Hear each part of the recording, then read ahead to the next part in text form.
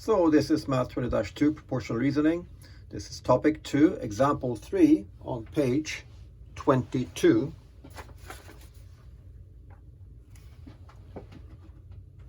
We're going to continue working with linear scale factors. We are determining the missing dimensions in these shapes here. The old and the new drawings are given below. The left one is labeled as the old. The right one is labeled as the new one. We have the dimensions for the old figure here, and we're looking for this dimension, the x in the new one. They're telling us to use a scale factor of 150, so this is our linear scale factor to find the missing side x. Okay, so the formula is the same one as in the previous example. So LSF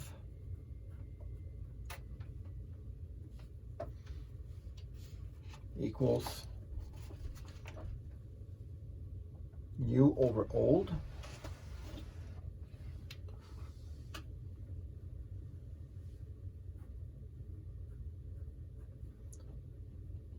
we know what our linear scale factor is 150. Okay.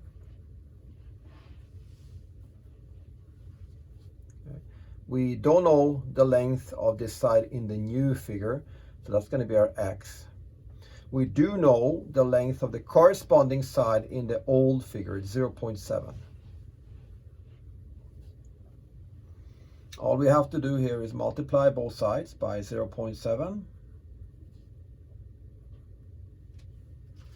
On the right hand side, the 0.7 divided by 0.7 cancels, and we're left with x equals 0.7 times 150. And if we evaluate that, we're going to get 105 millimeters.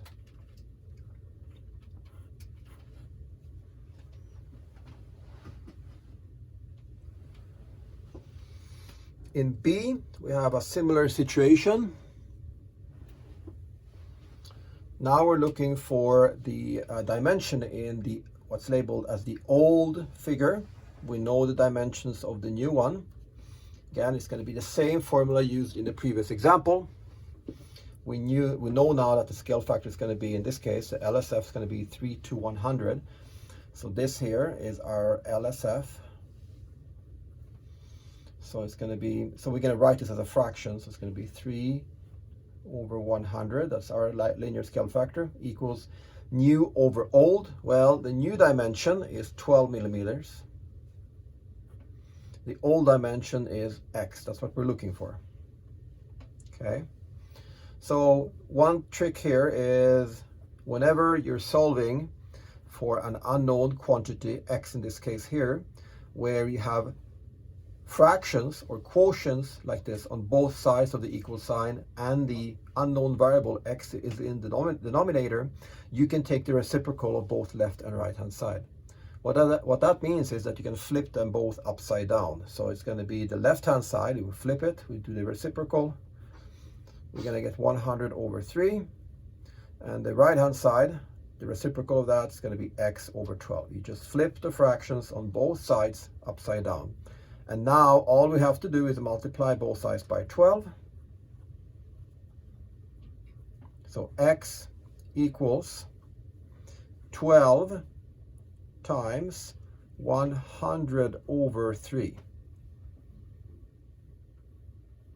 Okay, and this equals to 400.